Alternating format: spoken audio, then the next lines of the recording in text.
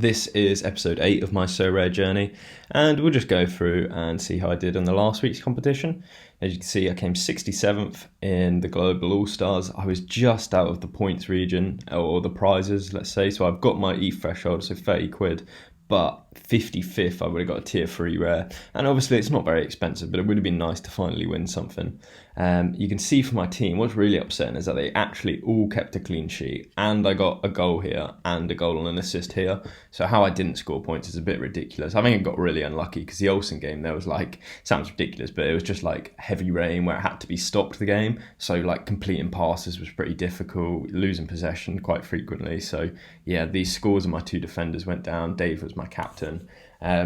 The choice of captain was crucial this game week because I had actually seen the Olsen lineup before the pool had closed, so I could have actually selected Stanislav, who had an easier game, but I was scared he wouldn't play. In the end, he only came on for 15 minutes and still scored an 80, so it might have been the right decision to captain Stanislav, but I think if you played out the scenario enough, it's probably better to take a guaranteed starter where you expect a clean sheet. In Dave, I just got a bit unlucky with the weather. As stupid as it sounds. So if you look at all results, I also had the choice of going to Champion Asia, and I haven't checked this, but I think I actually would have got a tier 3 Champion Asia card if I would have put my team into here. It paid out to about 26, so yeah, I think I would have been on it or just below. I think it's about 26th position, but overall I don't really mind. I was happier picking up the thresholds and having a chance at a global D4 player. At one point I thought I could be on for a top 3 finish, but slowly faded away. On to this week, and it's very much the same, just trying to hit the thresholds, and the worst part is I'd say my lineup's already done.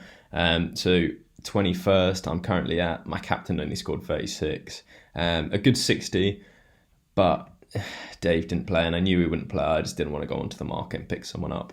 So it's another week where I'm basically just aiming for 3 thresholds, which is a bit irritating. But again, I'm still trying to focus on next season. This was only something to keep me a bit occupied during kind of the off season. I'm really focused on next season. And what I do need is a goalkeeper in the under 23s, because I've got a great under 23s team, or I'm putting together a great under 23s team at least, but I just don't have the funds to buy a keeper. I don't want to overpay, so I'm willing to be patient with it, but I do want to get a team out at the same time.